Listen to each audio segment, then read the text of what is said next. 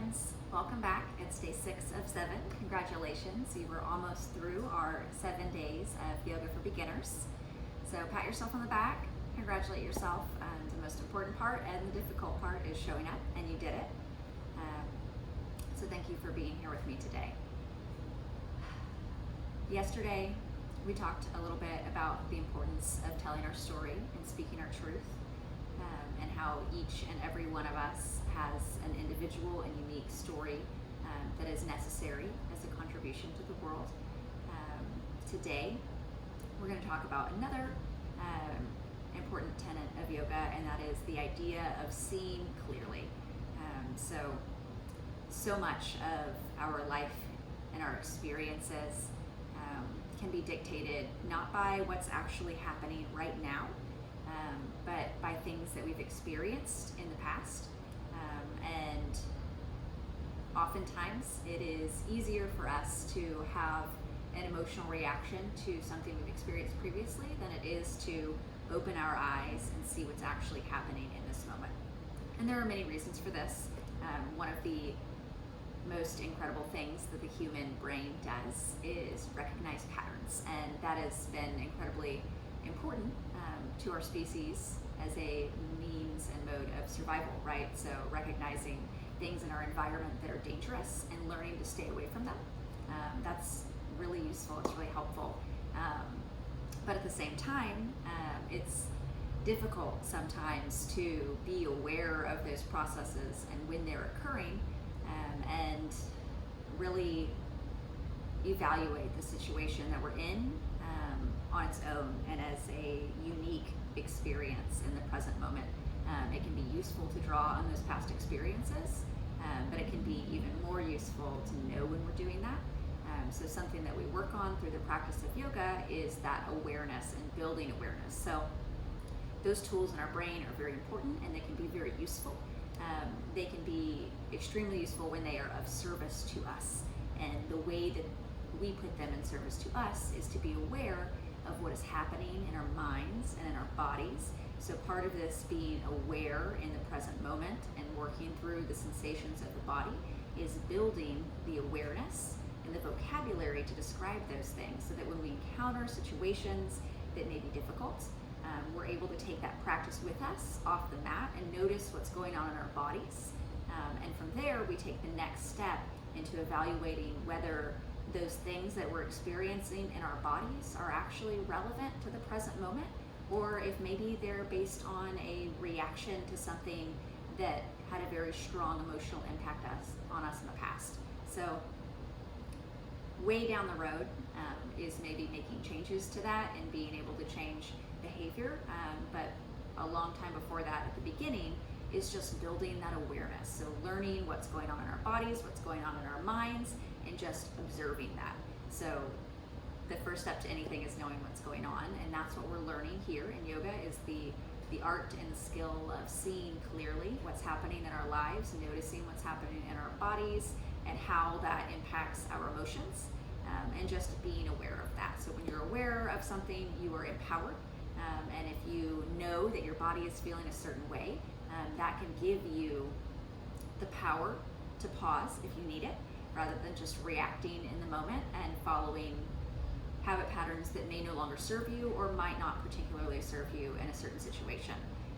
So it's a big concept to grasp, and it's something that is not a one and done. It's something that we work on every day. Yoga is a practice. It's not a workout. It's something that we show up and work on and through every day. So there's no perfecting this practice. You'll never be done.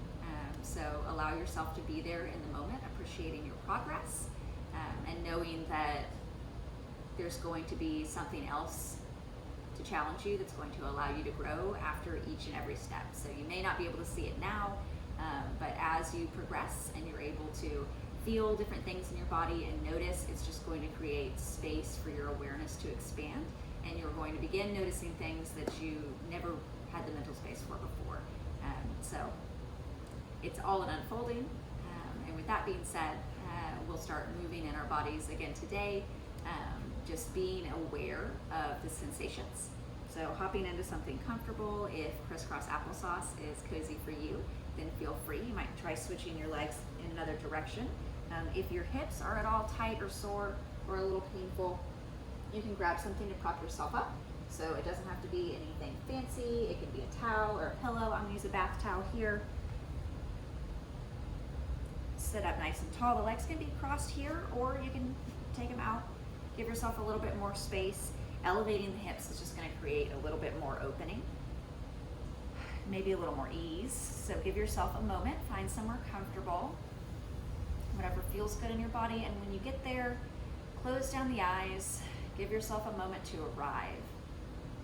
You made it, you got here today.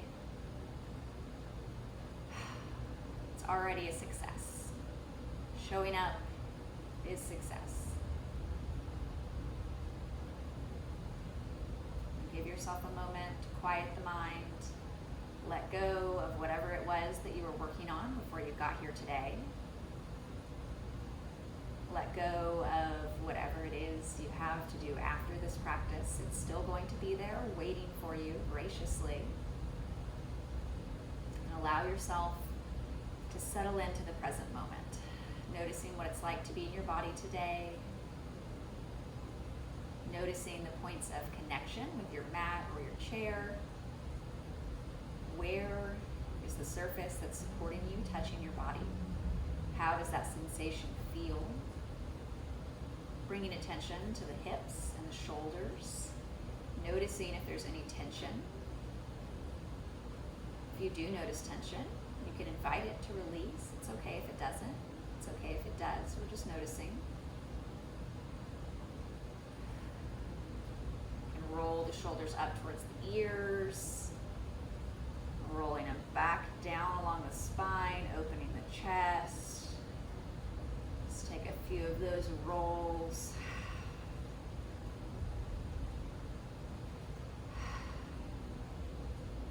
Take it the other direction, rolling up, down, and forward. Noticing the sensation in the shoulders and the neck as you move your body. What's it like today? When you feel satisfied, open the eyes back up. Adjust any posture that you need to get really comfortable. We're going to go through a technique today called alternate nostril breathing. So we're going to breathe in one nostril and then out the other, in that same nostril and out the other. So if it's allergy season where you are, you may need to pause the video and grab a tissue, so feel free to do that. And edit any time during this practice. If you start to experience any kind of dizziness or lightheadedness, just pause the practice, return to your deep breathing. It's not always available. Sometimes we've got stuffy noses or sinus infections, and if you're not able to breathe fully through your nose for this practice, don't worry about it. You can just continue your deep breathing through your mouth while we're doing this, and then we'll get back together for the next posture. So just allow yourself to be in the moment today, honoring the reality of where your body is at this time and being grateful for that experience. So don't worry if you get dizzy, if you don't like it, that's fine. Not everything is for everybody. So take it if you like it, leave it if you don't. We're going to start out with our right hand. So the three middle fingers are going to come together. So we've got this hang loose sign here, pinky and thumb out. We're going to use our pinky to gently close the left nostril. We're going to breathe in through the right nostril. Switching, taking the thumb to plug the right nostril, exhaling through the left nostril. Gently, gently. Inhale through the left nostril this time.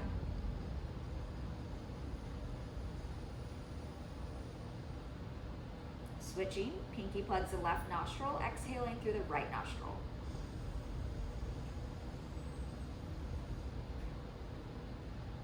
Inhaling through the right nostril.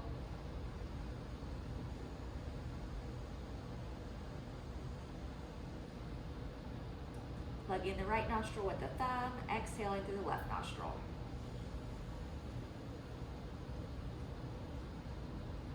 Inhaling through the left.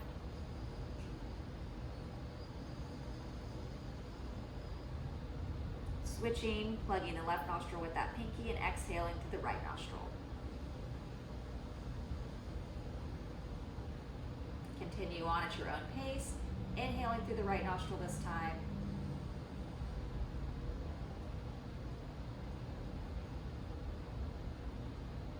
Exhaling through the left.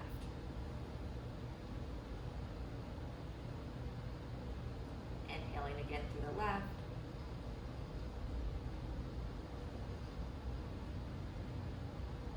Exhaling through the right. Noticing your body here. Is the chest tempted to hunch forward? If so, keep that chest nice and open. Inhaling through the right nostril.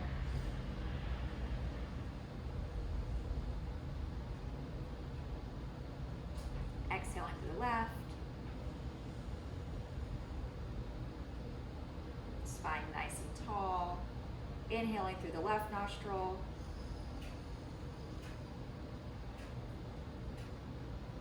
Exhaling through the right.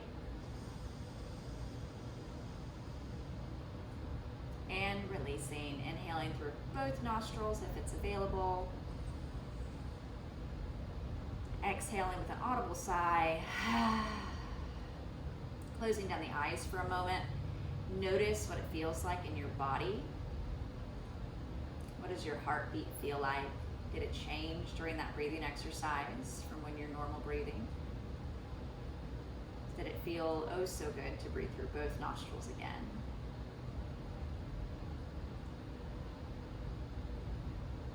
Do you feel more energetic, maybe calmer, more focused? Notice the difference in the body. The breath is one of the very few things in life that we can control most of the time. So notice how that feels. Notice the impact you're able to have on your body and how it feels and your energy levels just by changing your focus and your method of breathing. It's amazing the changes that we can affect in the body just through changing our breath.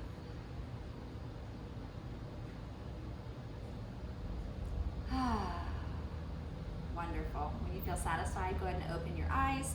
You can remove your support if you've got it under your hips.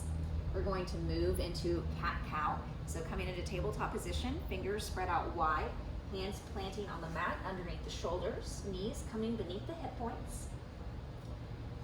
Tops of the feet can rest against the mat or the floor, whatever surface is supporting you, or you can tuck your toes, whatever's more comfortable here. If you'd like a little calf stretch, tucking the toes can be nice for that.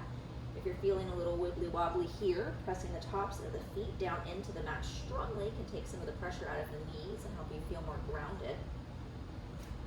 Inhaling, we're going to drop the belly, rolling the shoulders down the spine, eyes come up towards the ceiling, tail points up. Exhaling, tucking the tail, rolling through the spine, dropping the head, pulling the belly button towards the spine, arching like a Halloween cat. Letting all the air exit the body. Inhale, drop that belly, rolling through the shoulders, spine flexes, gaze is lifted, being gentle with the neck, not creating a lot of compression. Exhale, rolling that tail back down, imagining a string pulling the center of the back up towards the ceiling as that belly button reaches towards the spine, releasing tension in the neck. Inhale, dropping the belly into cow. You can wiggle the hips here if it feels good. This is a choose your own destiny adventure. Exhale, rolling the spine. It might feel nice to shift back and forward here. Inhale, dropping the belly. Exhale. Take a few more with your own breath, inhaling as the belly drops, finding some nice side-to-side movement if it feels good, maybe small circles over the wrist. Explore. This is your practice in your body. Exhaling, coming up, it might feel nice to shift forward and back.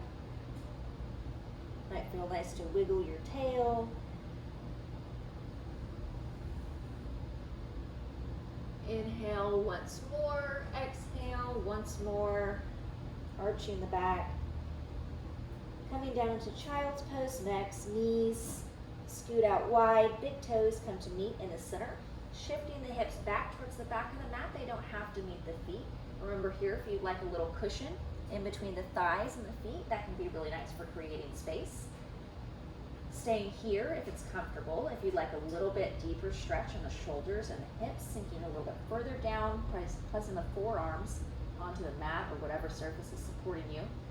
Allowing the head to relax down. And if it's available, shifting even further, stretching the fingertips forward, resting the head on the mat or the floor in front of you, creating lots of space in the shoulders, in the belly, in the chest, heart melting forward towards the ground. Giving yourself a moment to take a break here, letting the belly expand wide with deep breaths. On your next inhale, coming back up to the hands and knees. Knees come in under the hip points, feet separate, tucking the toes, sending the hips up and back into downward facing dog. So fingertips pressing very strong into the mat or the floor here, hips up and back, sending energy through the heels, sending your intention down into the ground. The heels don't ever have to meet the floor. Spreading the hands out wide here, giving yourself a nice base of support. You can walk your dog a little bit, getting a nice stretch through the calves. Taking a break anytime you need to here. So if this position becomes a little too intense, you can hop back down to the hands and knees. You can take a child's pose. This is your practice, your choice, so honor your reality. Let the body do what it needs to do. Taking a moment, pedaling out through the feet. On your next inhale, looking forward between the thumbs, picking up the right foot here, and this might look a couple of different ways. We're coming into a runner's lunge, so maybe picking the fingers up here, placing the foot in between. It might be more comfortable for you to come down to your knees first, then bring your foot up, whatever works for you. If you brought your knee down here, you can try lifting it up. If that's a little too intense, that's okay, just set it right back down. Honor your body, whatever your body needs today. So runner's lunge here, checking out our right foot, aligning our ankle under our knee. A little bit more intensity here, lifting the knee off the ground, sending the left heel back towards the back of the room, getting a nice deep stretch in the front of the left hip flexor here. Lifting the chest up, avoiding the temptation to kind of dump in here into the right hip. Chest up nice and tall. Exhaling, replanting those palms, bringing the knee down if it's not already. Sending that right foot back to meet the left. You can wiggle it out, stretch it out here. Maybe turn the wrist the opposite direction. Give them a little break if it's comfortable to sit back on the heels and give your wrist a little massage. They're doing some really great work today. Roll them out a little bit. And when you're ready, come back into your tabletop position. From here, sending it back up into downward facing dog. So tucking those toes, hips go up and back. Fingertips pressing strongly into the floor of the mat, gripping to lift that weight out of the wrists. Releasing the head, you can shake it yes or no, reminding yourself to release any tension in the neck. Imagining the shoulder blades melting down towards the hips, opening the chest, allowing it to pour forward to the ground. You can walk your dog out again here. And on your next inhale, looking up between your thumbs again and transitioning into that runner's lunge. So whichever way is most comfortable for you, whether it's knee up or knee down, find what works. Meet together in a runner's lunge, keeping those shoulders down away from the ears, getting a nice deep stretch in the front of the right hip flexor this time. Reducing intensity if you need to by letting the knee rest on the ground. Either way, you're getting a wonderful stretch to the hip flexor. So be where you are today. Taking a moment to breathe here, checking out the left side alignment. So we want our knee to be directly over our ankle, supporting our joints in that way.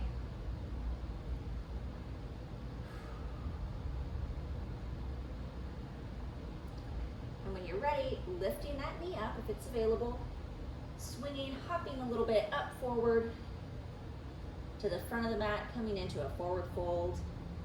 Releasing the hands here. If you're feeling any tension or pressure in the back of the knees here, bend them gently, bringing that stretch more into the lower back. Inhale, plant the palms, bring the head up halfway, easing up into our standing position. Exhale to release. Inhale, walk your hands up your legs, slowly articulating the spine all the way up to a standing position.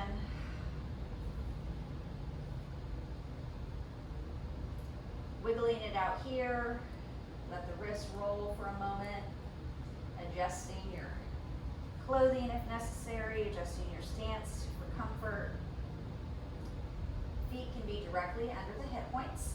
If you're feeling a little wobbly today, take those feet out a little bit wider and that'll give you a more firm base to balance from. Coming into mountain position here, so engaging all of the muscles in the body, starting on the floor, imagining that we've got 3 points, a triangle on the bottom of each foot, our big toe, our pinky toe, and our heel.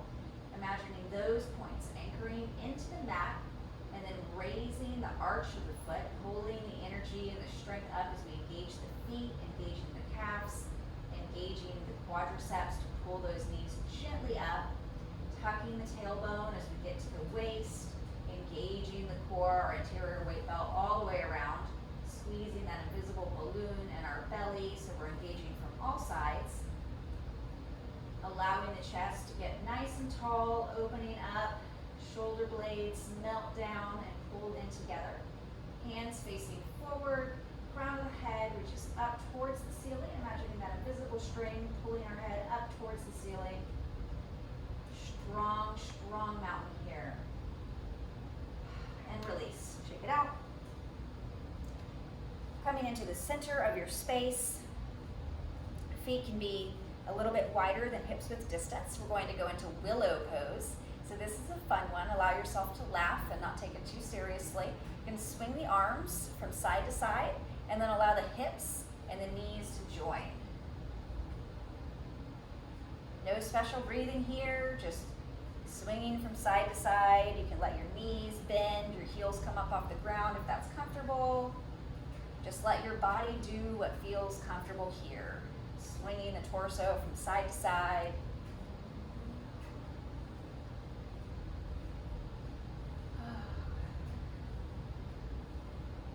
Shaking it out.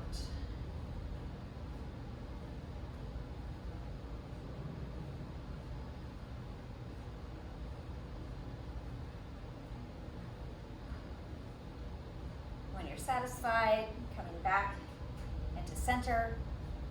If those feet are close together, you can heel toe them out a little bit wider. We're coming down into a yogi squat, so you may need to grab hold of a table or a chair or a wall or something to help you here. Slowly bending the knees, hands can come forward for stabilization. If you're working on your balance today, hands can be on the hips or together at the heart. Bending the knees, bringing the hips down to the floor. You can use your hands to balance here and help you. If hand one behind and one in front helps, try that. So just making your way to a floor, into a squat, whatever way works for your body today. If it feels nice to get a deep stretch in the hips like this, you can place the forearms down. Nice deep stretch in the hips. If that's not available, no worries. Be with your body today. Coming down into a seated position. Moving in whatever way feels comfortable. Take a moment here. We did some great work in the hips today. Whatever feels good for this last moment, maybe squeeze a knee in, one or both. Find what feels good. Ask your body what it needs.